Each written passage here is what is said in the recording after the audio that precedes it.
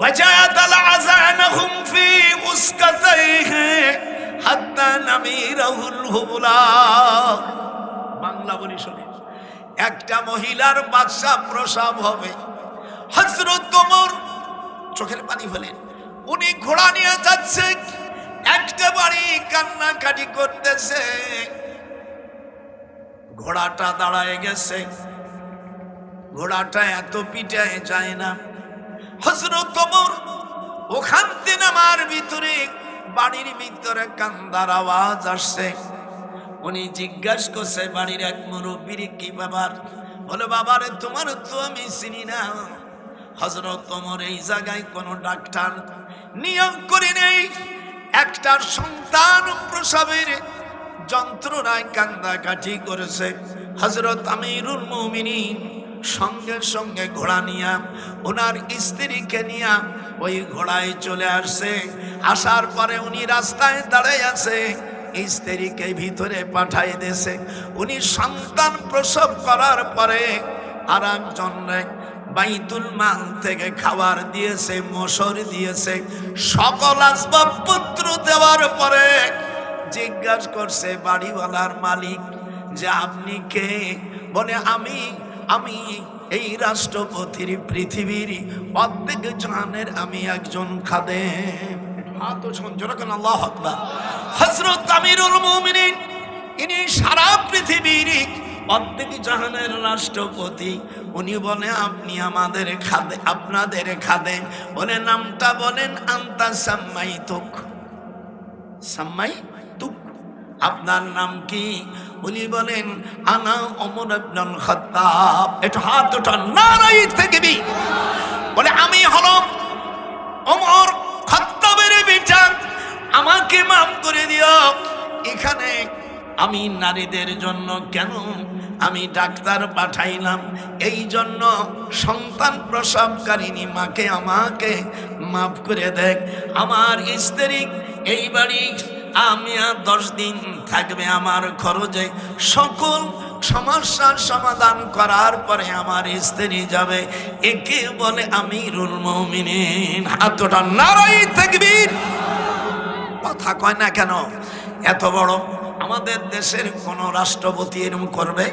যেরকম করবে, পিএস কাছে যাও, টাকা কত দিবি? আগে নিচিয়ে গুন্ড, আমি গুন্ডর কাছে কয় সব বাস্তা ভর। পকেট কাপনের তো পকেট নাহি রে দয়াল, না হলে এই লোকেরা কবর টাকা নিয়ে যেত।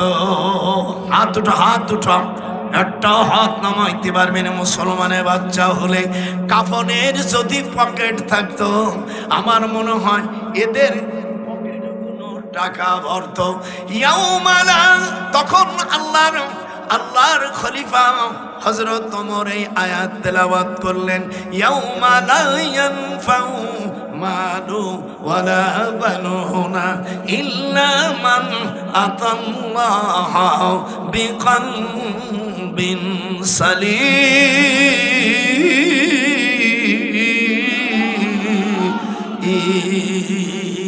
আল্লাহ রাব্বুল আলামিন বলেন, তোমাদের কিয়ামতের ময়দানে ইয়াউমা লা ইয়ানফাউ মালু ওয়ালা বানুন, তোমাদের ধন সম্পত্তি, সন্তান সন্ততি কোনো কাজে আসবে না।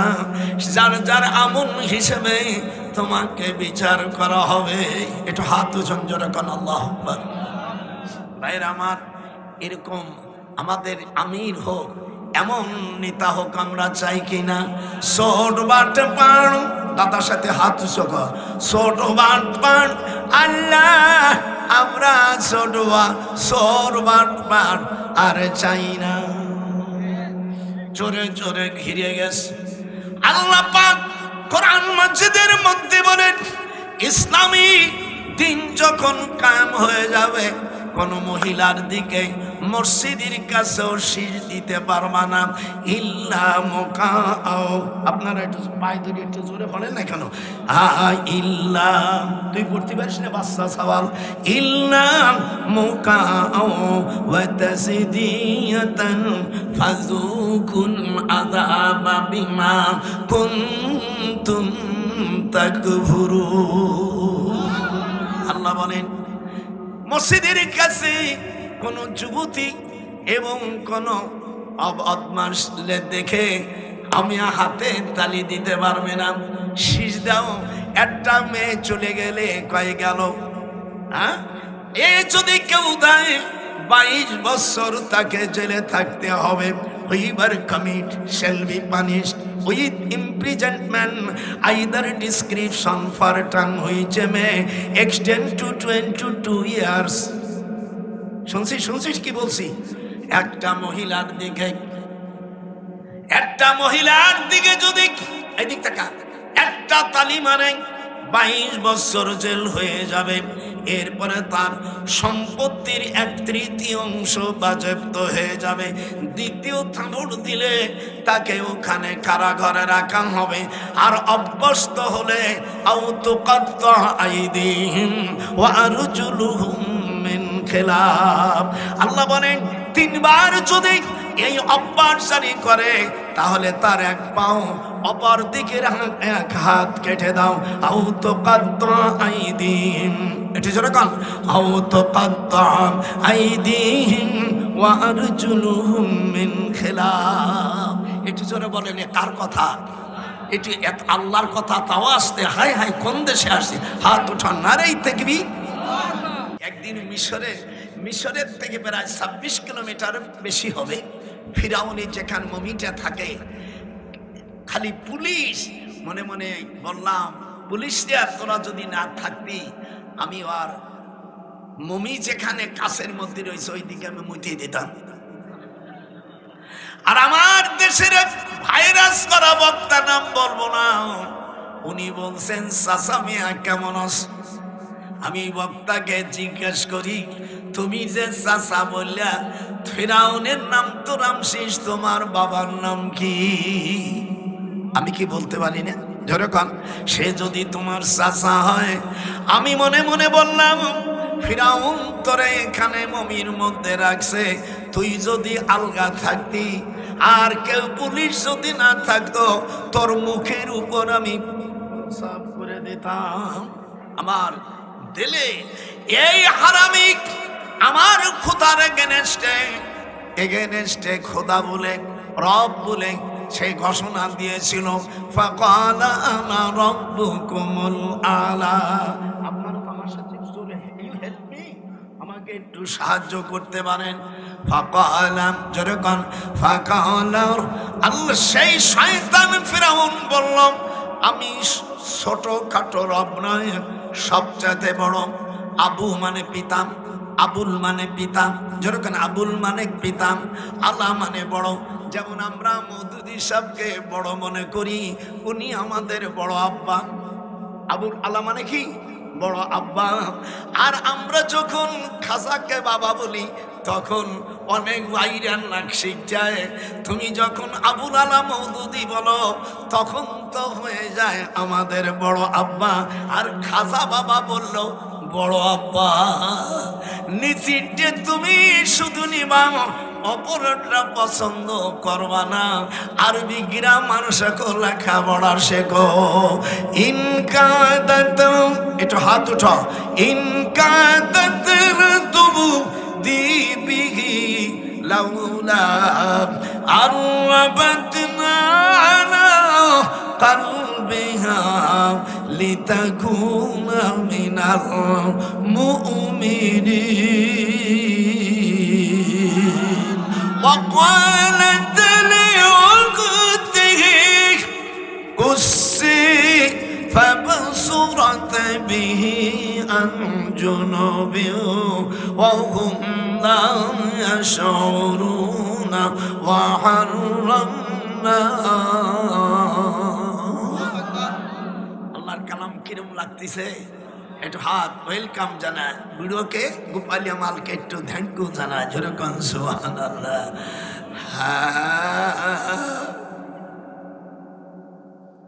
জিয়া রহমান, আমি যখন মদিনা বিশ্ববিদ্যালয়ের প্রফেসর, সেই সময় উনি মক্কা শরীফে গেলেন।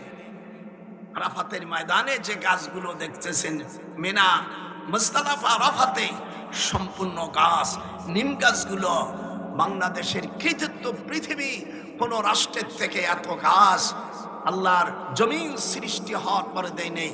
সেটা আমার বড় ভাই, বাংলাদেশের গৌরব, প্রথম সেক্টরের কমান্ডিং অফিসার, বাংলাদেশ সেনাবাহিনী চিফ স্টাফ প্রধান, আপনাদের বগুড়ার কৃতি সন্তান আলহাজ শহীদ রাষ্ট্রপতি মরহুম জিয়াউর রহমান। একটু হাত উঠান। নামটা বলছে আপনাদের ভালো লাগছে না? উনি ওখানে গেছে, আমরা মদিনা ইউনিভার্সিটি ভাইস চ্যান্সেলরের কাছে অনুমতি ছাড়া তো যায় না। উনি টেলিফোন করে দিলেন, বলে হ্যাঁ আপনারা আসেন। মক্কা শরীফের কাছে আসলো, উনি ভাষণ দিল ইংরেজিতে, কঠিন ইংরেজি জানে, সেনাবাহিনী অফিসার তো। এরপরে উনি বলল, আমি বাদশা ফাহাদ ওনাকে বলল যে আপনি কি চান? বলে আমি যা কিছু চাইব আমার আল্লাহর কাছে চাইব। বাদশা দড়াই দিয়ে তারপরে বললেন, বলেন কি? উনি বললেন, আমার দেশের যারা গরিব তাদেরকে যদি আপনাদের দেশের কাজে লাগাতেন তাহলে উপকৃত হতো। উনি বললেন, এই বছর 4,19,018 জন মানুষকে নেওয়ার আমি অনুমতি দিলাম। 1 বছর তারা যা খাবে এটা ফ্রি, আর যে টাকা কামাই করবে সেটা ভ্যাট ছাড়া তারা বাংলাদেশে পাঠাইতে পারবে। এই থেকে শুরু হলো বাঙালি দাঁত থাকতে দাঁতের মর্যাদা বোঝো। মাল্লাম ইয়াশকুরিন নাস ওয়ালাম ইয়াশকুরিল্লাহ। ওলামা ভাইরা, যে মানুষের শুকরি গুজারি না জানে সে আল্লাহর শুকরি জানে না। একটু হাত উঠান, একটু হাত উঠা। যারা হাত উঠা মানে হাতে কিন্তু কিড়িয়ে পড়বে। হাত উঠা। এই কোন মালাইসে দেখেছিস? গোপালের থেকে। যে মানুষের শুকর গুজারি না জানে সে আল্লাহর শুকর গুজারি জানে না। মাল্লাম ইয়াশকুরিন নাস ওয়ালাম ইয়াশকুরিল্লাহ। একটা কথাও কোরআন হাদিসের বাইরে হবে না। আমি হাদিস পড়ায় মাঝে মাঝে, তো রাত বেড়ে পড়ি, তোর দাদিকে একটু আমি শোনা পাখি কবরের সব জন্মের মতো।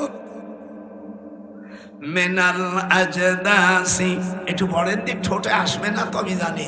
মিনাল আজদাসি ইলা রাব্বিহিম ইয়ানসিলুন। দুনিয়ায় যারা আল্লাহর কিতাব পড়বে, উতুলু মা, বলো উতুলু, 21 পারায় ঢুকে গেছি হাবেশা বরাম। উতুলু মা উহিয়া ইলাইকা মিনাল কিতাব। আল্লাহর ওলিরা, নবীরা ঘুমায় চোখে, অন্তর ঘুমায় না। ইন্না আইনাইয়া তানা মানে ওয়ালা ইয়ানামু কলবি। এটা বুখারীর হাদিস। ওই কিতাবুস সাওম, কিতাবুত তাহাজ্জুদের হাদিস।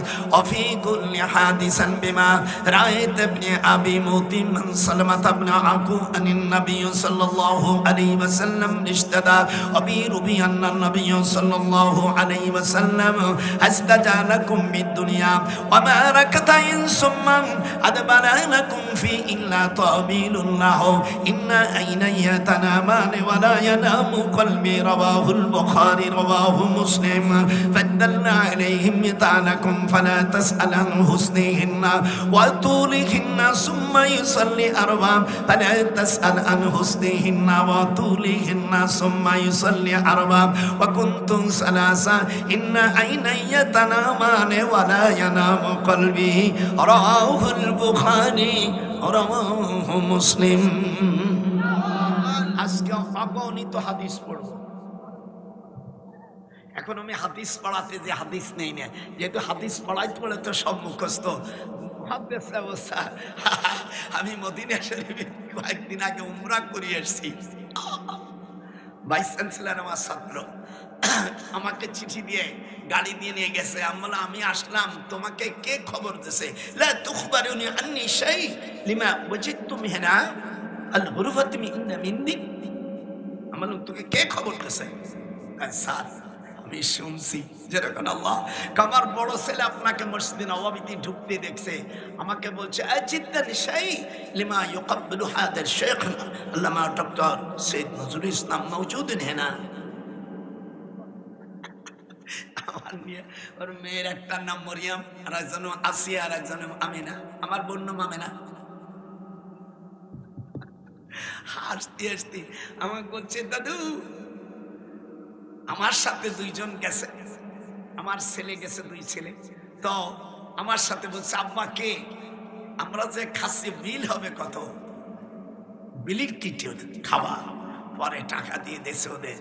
তখন আমার ছেলেকে বলছে, তোমার আব্বা আমার শিক্ষক। আল্লাহু আকবার। মিয়া অনেক আজমন্ত্রী সে কালকে জেলখানা ফুলির মালা দিয়ে গেছে, পরে ইল্লাল জুতোর মালা। আর একটা আমার আল্লামা সাইদি ভাইকে যে ফাঁসি দিয়েছিল সেই মানিক চৌধুরী অর্থাৎ শামসুল হক মানিক চৌধুরী, শামসুল হক মানিককে ওলের বিসি গলায় দিয়েছে। বাংলাদেশের মানুষ উপহার দেশে। হাত উঠা না রাই থাকবি, যার হাত উঠবে না তোর ওরম আল্লাহ তাআলা ওদের বেশি গলায় দেবে। হাত উঠা। আল্লাহ বলা এত বড় একজন আলেমকে ফাঁসি দিয়েছ, বেয়াদব। সারা পৃথিবী, আমি কাবা শরীফ ভাইজান যেদিন মারা যায়, আমি 13ই আগস্ট আমি যাই মক্কা শরীফে।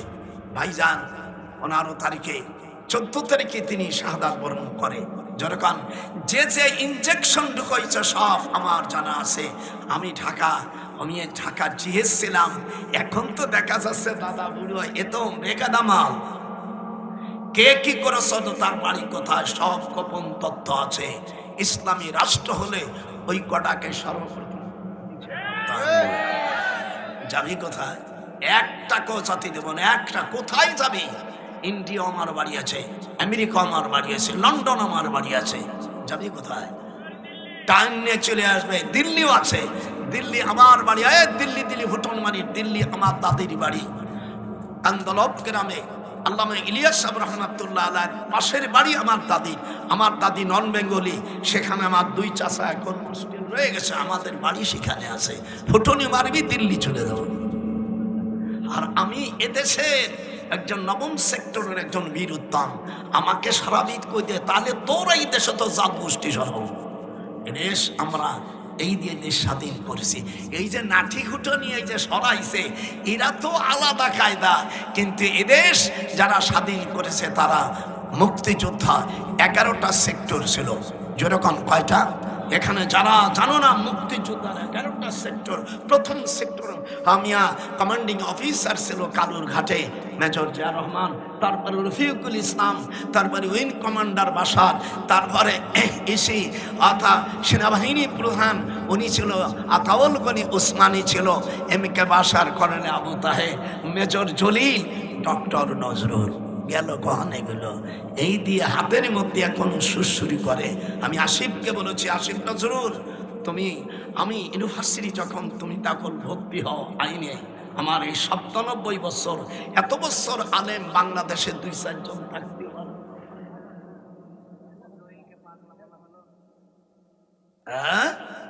কি ব্যাপার? এদেশ যারা স্বাধীন করেছে তাদের জন্য আমি দোয়া করি। যেরকম আল্লাহু আকবার, যেরকম আল্লাহু আকবার। খবরদার কেউ অন্যায় করবা না।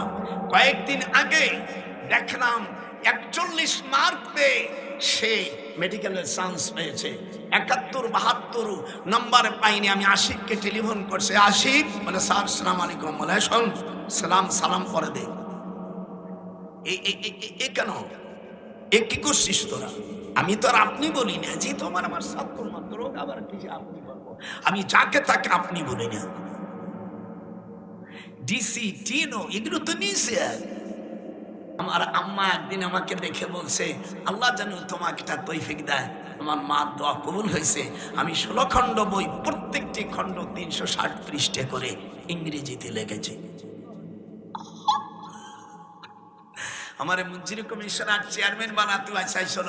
আমি পূর্বে বলছি আমি কোনো রাজনীতির পটলক্ষ আমি যাব না, যেহেতু এই দেশের যে অবস্থা আমি ইমান রাখতে পারবো না। কাজেই আমাকে অনেকবার অফার দিয়েছে, বলছে স্যার আপনি এগুলো না। বলে ন, এগুলো আমার দরকার নাই। আমি এখন কখন মারা যাব, সেই মরার পথ আমাকে নিতে হবে। আপনারা ওলি আল্লাহদের সাথে থাকবেন। অকুনু মা'আস সাদিকিন। এটা যখন আল্লাহ বলছে তোমরা ওলি আল্লাহদের সাথে থাকো, না চোর বাটপারদের সাথে থাকবা। এই আল্লাহ কি সোট বাটপাড়ের কথা বলছে? এটা এটা নাতি এখানে লিখে দিবি। আল্লাহ তাআলা ওলি আল্লাহদের সাথে দিনদার লোকদের সাথে থাকতে বলেছে, ওয়াকুনু মাস সাদিকিন, সাদেকদের সাথে তোমরা থাকো। ইল্লাল বাটপাড় মানে বদমাইশ কিয়ামতের ময়দানে আল্লাহর কাছে ধরা পড়ে যাবে। যারা জীবনে যদি হাফ কেজি কম খাইয়া থাকো, সেই দিলে তোরা সারতে পারবে না লোহারে বা নাহিলে কান চাষনা। গোপাল নজরুল কয় সেদিন তোমরা শান্তি পারবো না, দোজখ থেকে মুক্তি পাইবা না লোহা রে বা নাহিলে রে কান চাষনা। ওয়াবারজু লিল্লাহি জামিয়া। 13 পারা সূরা ইব্রাহিম 20 নম্বর আয়াত। মানে গোটা কোরআন ইনশাআল্লাহ এক নিচের থেকে আগা পর্যন্ত সব ডক্টর নজরুলের চোখের ভাষে। যেরকম আল্লাহু আকবার, ছোটবেলা না বললে মা দড়ি মারতো, পিটন দিত, খেলতে দিত না, দড়ি বেঁধে দিত। ও মা আমি আর অন্যায় করব না বলে, আরে ভয় ওই ছাড়িয়ে দিলেই তো শয়তানি। মা পেটন দেছে বলে আজকে তোমার সবক হই নেই, আজকে হাফ প্লেট খাবা, তরকারি পাবা না, লবণ পাবা না, তরকারি ওই পানি দিতে খা। মা আর একটু দে, বল ন আগে পড়ে না সবক, তারপরে। এই হলো মা। আর তোমার ছেলে নামাজ পড়ে, নিজেই বড় শয়তান, নামাজ পড়ে না। ওয়াবারাজু, আমার সাথে একটু বল, ওয়াবারাজু লিল্লাহি জামিয়া, সূরা ইব্রাহিম 20 নম্বর আয়াত। কিয়ামতের ময়দানে নেতা যারা ছিল, অনুসারীরা আর নেতারা ধরা পড়ে যাবে। আল্লাহ বলবেন কেন চোট বাটপাটদেরকে নেতা বানাইছিলি? দুইজন যখন জাহান্নামের কাছে যাবে, অনুসারীরা নেতাদেরকে বলবে খাইলাম না। একটু হাত উঠাইতে হবে, নালে ওয়াজ মজবে না। সুনির সাথে পান্না খাইলে মজে না, খালি সুন খালি গাল পড়ে যায়। আল্লাহ কোরআনে বলে অনুসারীরা নেতাদেরকে সমর্থন করার কারণে দুইজনই দুই দলই জাহান্নামে চলে গেছে। অনুসারীরা বলবে খাইলাম না, এটি জোরে জোরে জোরে, খাইলাম না, সইলাম না রে সখী, হইলাম দোষের ভাগী। শুধু সমর্থন করেছিলাম, তোমরা জব্বের খাওয়া খাইছো কমার বেশি।